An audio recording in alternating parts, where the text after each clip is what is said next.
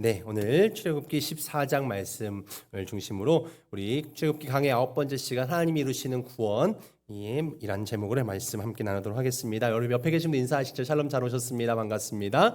네, 사랑하는 우리 가족들 또 우리 귀한 성도님들, 네, 참으로 반갑고 네, 오늘 예배 참석해 주셔서 감사드립니다. 네, 우리 출애굽기 말씀 오늘 굉장히 이 유명한 이 홍해를 가르는 이 하나님께서 이스라엘 백성을 구원하는 장면이 나오고 있는 그런 14장입니다. 애굽을 10가지 재앙으로 이스라엘 백성들을 구원해내셨던, 이스라엘을 정말 이 포기토록 만드셨던 하나님의 살아계심을 드러내셨던 하나님께서 이스라엘 백성들을 이끌고 이젠 이 이집트를 떠나게 됩니다. 그래서 출애굽이죠. 홍해바다를 지나가는 사건이 기록됩니다. 애굽에게는 심판이 임했고 이스라엘 백성 입장에서는 이제 죄에서 건짐받는 구원의 시작이 되는 사건입니다. 이 뭔가 물을 건넌다는 사건은 이스라엘 민족의 굉장히 중요한 사건입니다. 그래서 이 홍해를 건너는 사건, 또 요단강을 건너는 사건, 나중에는 이 세례를 받는 사건. 그래서 계속해서 이 뭔가 물을 건넌다는 것은 내가 이전의 삶과는 다른 삶으로 넘어감을 의미하죠. 이전까지는 죄의 메인 종 같은 노예의 삶이었다면 이제 자유인이 되는 삶. 내가 지금까지는 죄의 메인 삶이었다면 이제 내가 거룩한 하나님의 백성으로서의 삶으로 그렇게 변화되는 사건이 바로 이렇게 홍해를 건너는 사건, 또 요단을 건너는 사건, 또 이 우리가 세례를 받는 사건이라 할 수 있겠습니다. 그래서 이 홍해를 건너는 이 사건이 정말 미래의 마지막에 또 심판 때에도 이루어질 것입니다. 15장에는 그런 찬양시가 또 나오고 있습니다. 우선은 14장에 나오는 애굽에 대한 심판을 함께 살펴보겠습니다. 하나님께서 행하셨던 10가지 재앙을 통해서 지금 이 이집트는 아주 그냥 쑥대밭이 되었습니다. 죄악의 땅을 상징했던 온갖 신이 정말 그 하나님의 자리를 차지하고 사람들을 정말 그렇게 억압했던 그 죄의 땅 애굽은 쑥대밭이 되었습니다. 바로 왕은 내가 여호와를 알지 못한다라고 말할 때마다 하나님께서는 내가 여호와인 줄 알게 하겠다라고 말씀하시면서 10가지 재앙으로 그 애굽과 애굽의 신들 그리고 그 바로 왕을 치셨습니다. 애굽의 짐승들과 애굽의 농작물들 또 온갖 신들과 왕을 하나님의 권능으로 치시면서 정말 살아계신 하나님이 누구인가, 정말 신이 누구인가 보여주었습니다. 이제 남은 것은 애굽의 군대였습니다. 하나님께서는 이 애굽의 군대마저 그 홍해에 수장시킴으로 애굽을 완전히 이렇게 망하게 하시는 거죠. 물론 애굽이 이집트가 그때 나라가 망하진 않았지만 정말 더 이상 이스라엘 백성들을 쫓지 못하는, 더 이상 공격하지 못하는 상태가 되고 말았죠. 그 의지를 꺾어 놓으셨죠. 하나님께서 이렇게 애굽을 심판하시는 바로 여호와임을 알게 하시겠다라고 선포합니다. 오늘 말씀 4절도 볼까요? 오늘 14장은 계속해서 이런 말씀을 기록하고 있습니다. 14장 4절 띄워주시죠. 내가 바로의 마음을 완악하게 한즉 바로가 그들의 뒤를 따르리니 내가 그와 그의 온 군대로 말미암아 영광을 얻어 애굽 사람들이 나를 여호와인 줄 알게 하리라 하심에 무리가 그대로 행하니라. 중요한 것은 하나님께서는 계속해서 심판의 일을 행하십니다. 실은 바로가 이젠 그만해야지라고 마음 먹었을 수도 있어요. 그런데 하나님께서는 그 바로의 마음을 완악하게 해서 더 심판하시는 거죠. 왜? 완전히 추격할, 완전히 공격할 의지마저 꺾어놓고 완전히 하나님 앞에 두 손 두 발 들게 하려고.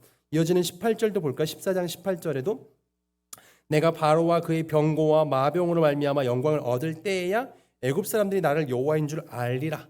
하나님께는 철저합니다. 이스라엘 백성뿐만이 아니라 애굽 사람들 모두가 내가 여호와인 줄 알게 하게끔 그들의 병거와 마병까지 내가 다 꺾겠다라고 이야기하시는 거죠.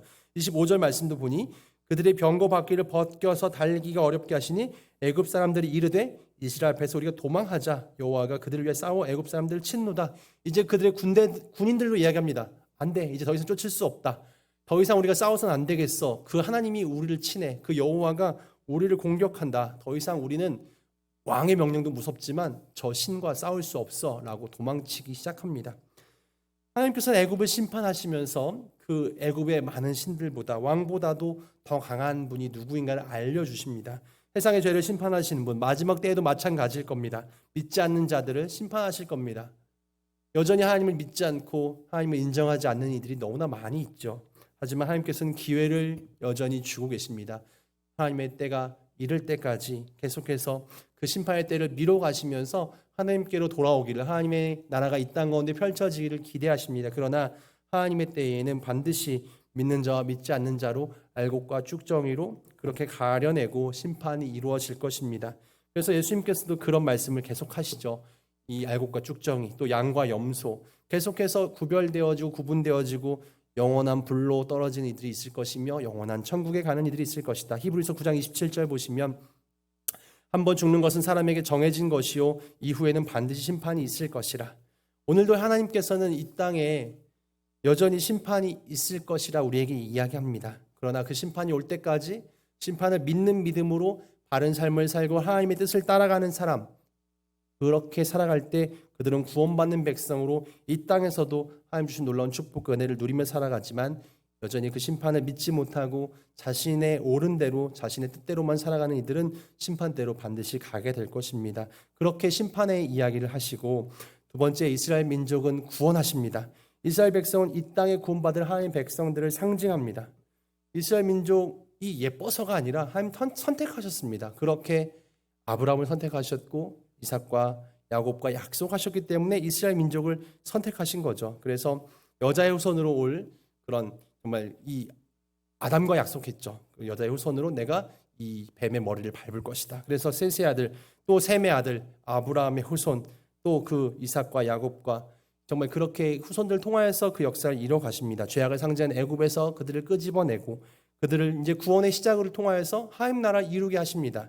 그들을 정말 하나님 나라 뜻대로 해상 가운데 보여주시기 위해서 제가 그래도 어성경을 열심히 공부했거든요. 어성경에서 이야기합니다. 하나님 나라의 모델로서 이스라엘 백성을 선택하셨다. 그래서 가나안 땅에 온전한 하나님 나라를 세우고 많은 백성이 그 모델을 보고서 본받아서 그렇게 하나님께로 예배하는 삶을 살도록 하시려고 이스라엘 민족을 선택하셨다. 그런데 그 구원의 주체는 바로 하나님이셨습니다. 하나님께서 그들을 하나님 스스로 그들을 구원하시는 거죠. 그들이 정말 믿음이 좋아서 그들이 대단하게 훌륭하게 잘 살아서 선택하신 것이 아니라 단지 요구되는 것은 구원하시는 하나님을 믿는 것, 신뢰하는 것, 그 믿음이면 하나님께서는 구원을 이루어 주십니다. 그래서 그것을 극렬하게 보여준 사건이 바로 홍해바다 사건이었어요. 이스라엘 백성들은 애굽에서 10가지 재앙을 직접 눈으로 보고 들었습니다. 그런데 홍해바다 앞에 섰을 때 그들은 여전히 두렵습니다. 하나님을 믿는 믿음이 내 안에 다 사라져버림을 경험합니다. 앞에는 홍해바다가 있고 뒤에서는 이 마병과 병거들이 쫓아옵니다. 애굽의 군대가 쫓아오자 10가지의 재앙으로 그 이집트를 완전히 꺾어버리고 그들을 구원하신 하나님을 또 잊어버리게 됩니다. 이것이 오늘의 우리의 믿음이기도 합니다. 우리는 하나님이 나를 구원해 주셨고 내 인생을 책임지신다는 믿음의 고백도 합니다만 인생의 문제 앞에서 홍해바다 앞에서 여전히 또 두려워하고 어떻게 할까 발을 동동 구릅니다. 14장 10절 보시죠. 이스라엘 백성들은 이렇게 말합니다. 12절까지인데요. 바로가 가까이 올 때 이스라엘 자손이 눈을 들어본즉 애굽 사람들이 자기 뒤에 이른지라 이스라엘 자손이 심히 두려워하여 여호와께 부르짖고 그들이 또 모세에게 이르되 이 애굽에 매장지가 없어 당신이 우리를 이끌어 이 광야에 죽게 하였느냐. 네, 정말 이 모세에게 굉장히 불평합니다. 우리가 여기 죽으려고 나왔습니까? 그곳에 매장지가 없어서 우리를 여기서 죽이려고 우리를 여기까지 끌어냈습니까? 네. 또 마지막 12절을 볼까요? 우리가 애굽에 당신에게 이른 말이 이것이 아니냐 이르기를 우리를 내버려 두라 우리가 애굽 사람을 섬길 것이라 하지 아니하였더냐. 애굽 사람을 섬기는 것이 광야에 죽는 것보다 낫겠노라. 너무 좀 과한 것 아닐까 싶기도 합니다. 나중에 그러죠. 막 돌 던져가면서 막 물이 없어서 먹을 거 없어서 차라리 그곳에 있다면 어디 고기 국물이라도 좀 먹을 수 있었는데 여기서는 너무 배고픕니다. 너무 먹을 게 없어요. 만나 매출하기 너무 질려요. 이런 얘기하면서 불평합니다. 우리가 자유인이 된 것만으로도 우리는 죄에서 노임받고 영원한 생명을 얻게 된 것만으로 너무 기쁘고 행복한 일인데 우린 더 다른 것을 계속해서 요구하고 그것이 주어지지 않으면 계속해서 불평하고 원망합니다. 홍해라는 인생의 문제 앞에서 그들은 구원의 하나님을 잊어버리게 됩니다. 우리도 인생의 여러 가지 문제를 만났을 때 다른 수많은 은혜와 기쁜 일이 많지만 그 작은 문제 앞에서 또 불평하게 되고 원망하게 되고 왜 이건 안 도와주십니까? 왜 이거는 하나님 내 기도 안 이루어 주십니까? 라고 불평할 때가 많습니다. 우리를 좀 내버려 두지 애굽 사람 섬기는 것이 광야에서 죽는 것보다 더 낫겠다고 이야기했던 그들 정말 조금 전까지 그 믿음으로 문설주에다가 피도 바르고 막 그렇게 탈출했던 그들 맞습니까? 그런데 모세는 분명히 이야기합니다. 하나님께서 일하는 걸 보라. 네, 하나님께서 우리를 구원하시는 것을 보라. 네, 이런 믿음이 필요한 것이죠. 우리에게 구원은 내 능력으로 하는 것이 아니라 하나님께서 하시는 겁니다. 모세는 이야기합니다. 가만히 서서 하나님의 구원의 역사를 보십시오. 네, 13절 14절이죠. 모세가 백성에게 이르되 너희는 두려워하지 말고 가만히 서서 여호와께서 오늘 너희를 위해 행하시는 구원을 보라. 너희가 오늘 본 애굽 사람을 영원히 다시 보지 아니하리라. 여호와께서 너희를 위하여 싸우시니 너희는 가만히 있을지니라. 네, 우리는 발 동동 구르고 근심 걱정하고, 물론 우리가 해야 될 일은 기도죠. 그것마저 하지 않을 수는 없습니다. 그러나 기도는 무엇입니까? 하나님께서 내 기도를 들어주시고 응답해 주실 것을 믿고 구하며 그것이 이루어진 줄 알고 우리는 담대할 수 있어야 될 것이며, 또 가만히 있을 수 있는 믿음도 필요합니다. 우리는 기도했어요. 하나님 이거 이루어 주십시오. 그런데 뭔가 믿음직하지 않다는 생각을 듭니다. 그러니까 또 다른 방법을 찾습니다. 하나님께 기도도 하고, 물론 예를 들면 질병의 문제 앞에서 하나님께 기도합니다. 그러나 또다시 해야 될 일은 약도 먹고요, 의사도 찾아가고요, 치료도 받아야겠죠. 실은 우리는 이건 함께 하는 거죠. 하지만 실은 내가 해야 될 일을 여기까지 하는 것은 우리가 당연히 해야 될 일이지만, 근심하고 걱정하면서 하나님께서 안 도와주시면 어떡할까? 하나님께서 내 기도 들어주시지 않으면 어떡하지? 여기까지 나가는 건 내가 거기 머물지 않는 것이죠. 우리가 하나님 나라, 이 구원의 단계는 내 능력으로 가는 것이 아니라 하나님의 믿음으로 간다고 이야기합니다.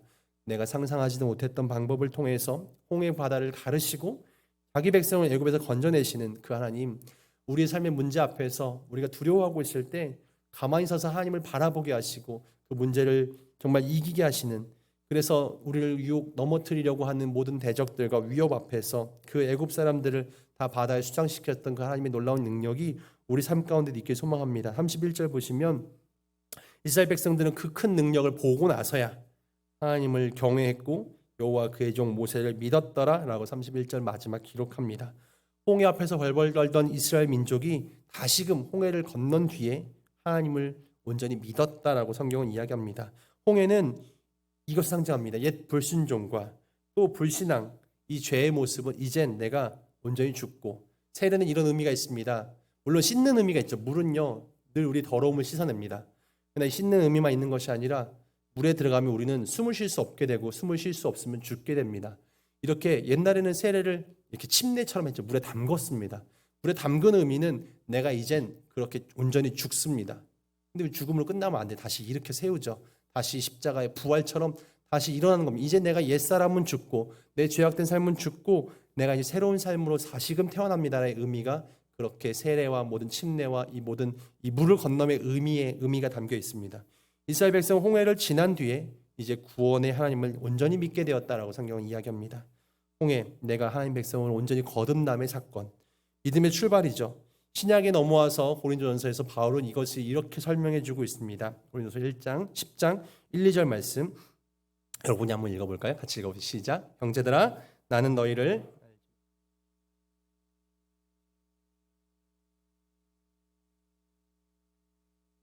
모세에게 속하여 다 구름과 바다에서 세례를 받고 아멘. 네, 그래서 물론 이 구약 시대 사람들은 세례를 받지 않았습니다.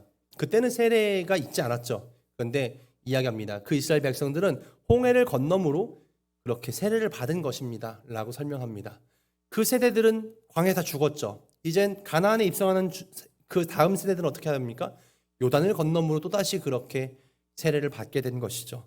내가 이제 죽었다가 다시 살아났습니다. 내가 예수를 믿고 이젠 죄인의 모습은 온전히 죽고 하나님의 자녀로 다시 살겠습니다. 거듭남을 이야기합니다. 예수님도 이야기하죠. 내가 다시 거듭나야만 하나님 나라를 볼 수 있게 되고 들어갈 수 있습니다. 니고데모에게 하신 말씀이죠.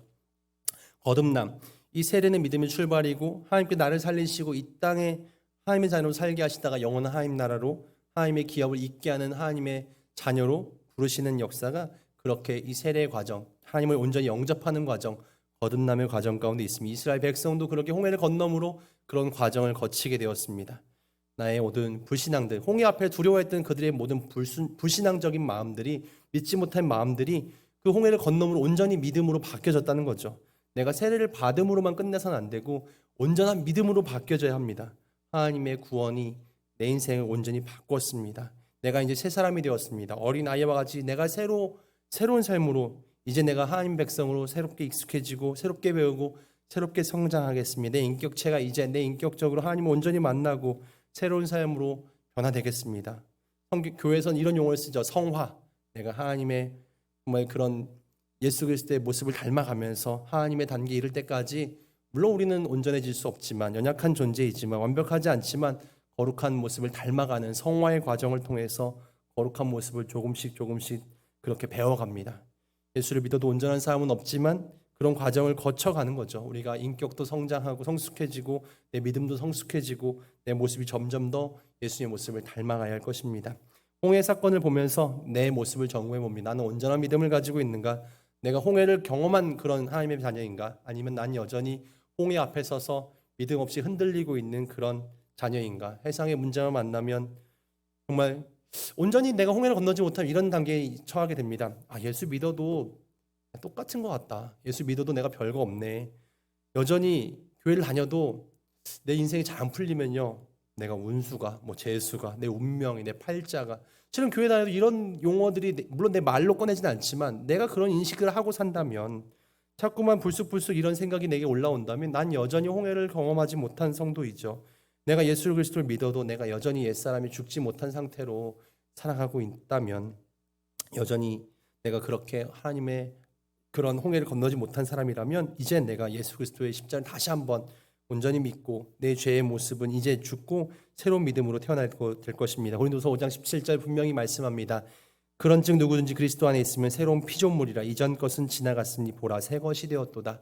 이스라엘 백성 홍해를 건너면서 이제 새로운 삶으로 거듭나길 다짐했고요. 홍해를 건넌 다음에 그들은 어디로 갑니까? 신의 산으로 가서 하나님과 언약을 맺습니다.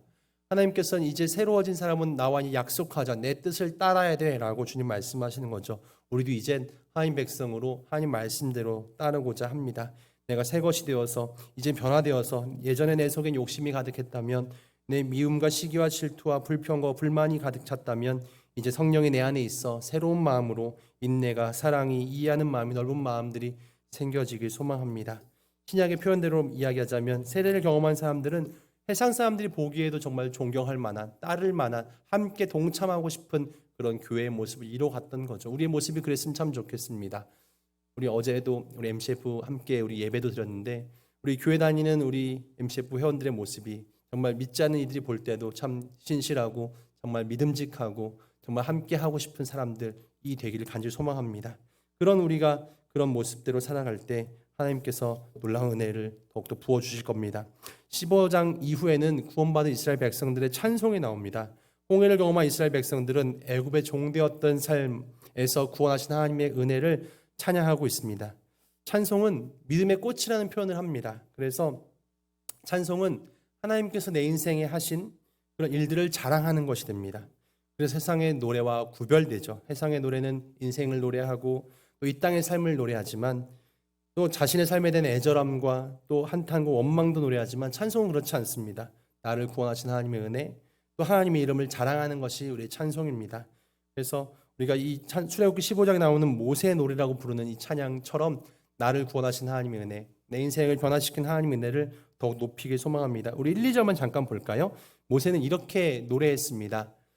이때에 모세와 이스라엘 자손이 이 노래로 여호와께 노래하니 일렀으되 내가 여호와를 찬송하리니 그는 높고 영화로우시며 말과 그 탄자를 바다에 던지셨음이로다.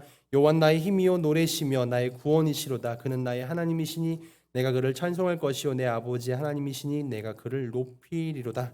이렇게 하나님을 찬양합니다. 나는 어떻게 하나님을 찬양하시겠습니까? 내 인생을 인도하신 하나님, 어려움에서 나를 승리로 바꿔주신 하나님, 질병 가운데 있을 때 나를 구원하신 하나님, 또 내 마음에 불평과 원망이 가득했던 내 삶을 감사와 기쁨으로 바꿔주신 하나님, 내가 정말 많은 죄 가운데서 정말 영원히 죽을 수밖에 없는 존재였는데 내게 은혜를 베푸셔서 정말 죄인이 아니라 정말 용서받은 의인으로 살게 하신 하나님, 그런 하나님을 더욱더 우리가 찬송하길 소망합니다. 내가 예수님을 믿는 믿음 끝까지 승리하며 마지막 때에 그 노래를 부르는 우리들의 삶이 되었으면 좋겠습니다. 세상에서 내가 조금 부족해도 하나님께서는 우리가 어려움에서 이기게 하십니다. 요한복음 16장 33절만 읽고 말씀을 마치고자 합니다. 하나님 분명히 말씀하십니다. 이것을 너희에게 이르는 것은 너희로 내 안에서 평안을 누리게 하려 함이라. 세상에서는 너희가 환난을 당하나 담대하라. 내가 세상을 이겼노라.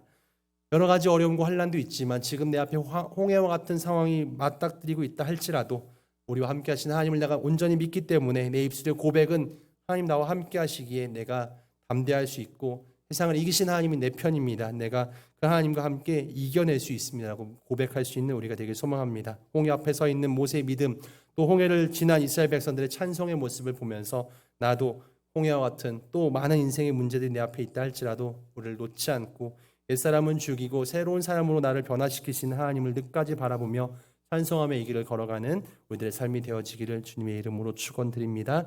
아멘. 기도하겠습니다.